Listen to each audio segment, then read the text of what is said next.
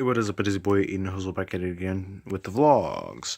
And in the late 1800s and the early 1900s, America had a bit of what you would call a global empire. And today I'm going to be breaking down why they did this, how they did this, and kind of the ramifications for it. So let's start. Let's set like how America was in this time. In this time, America had already expanded all the way to the West Coast, so they were kind of looking for like more ways to expand in the modern world.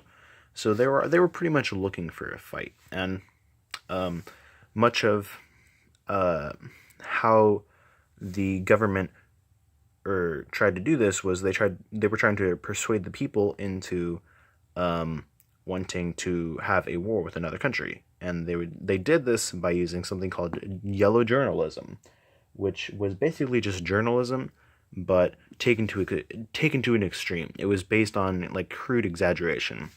So an example of this is when the USS Maine blew up in the Caribbean Sea, and basically looking for a fight like the U.S. already was. The United States blamed the explosion of the Maine on Spain, and a lot of yellow journalism helped the U.S. to do this. So this is what sparked the Spanish-American War. Now, America's advanced navy was definitely very responsible for America's successes in the war, and the president of the United States during this time was William McKinley, but most of the successes in the Spanish-American War can actually be attributed to Theodore Roosevelt. After the American Reconstruction era, Roosevelt was responsible for kind of like modernizing the American Navy and military, and he was actually William McKinley's vice president, and he was the Secretary of the Navy. So he was responsible for giving America a lot of its military might. So the first thing that happened in the Spanish-American War was that America sent Admiral George Dewey over to the Philippines. Pretend that those are the Philippines over there, just not on the map, whatever. So they sent him over in his ship. Yep. And yep, Philippines right there. And on May 1st 1898 was the Battle of Manila Bay. Basically, this was an absolute win for the Americans. There were only 10 American casualties to like 400 Spanish casualties, and with that, the Philippines were just done. It was just a blitzkrieg, if you will.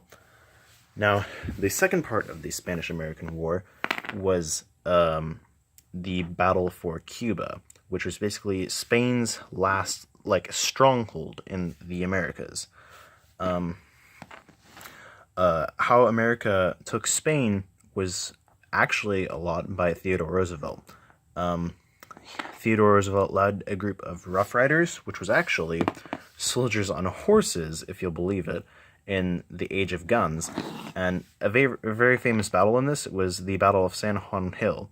So basically, all the Americans had to do was, since Spain was fighting so far from home, they were fighting a war here.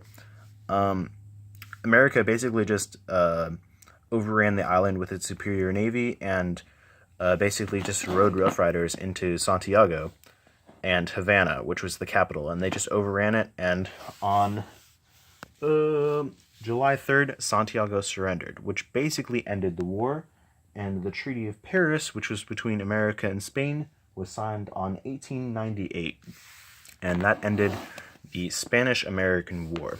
And this period was very important for America because it established it as kind of like a world power.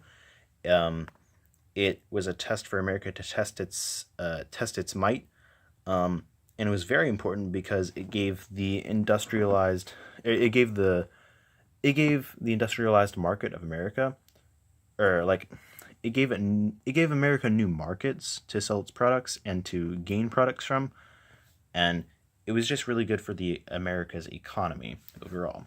So that is why America did it, and that's how American did it. And it was very important for today because it basically made America's military kind of like uncontested in the entire like Americas. So that is all. Yep.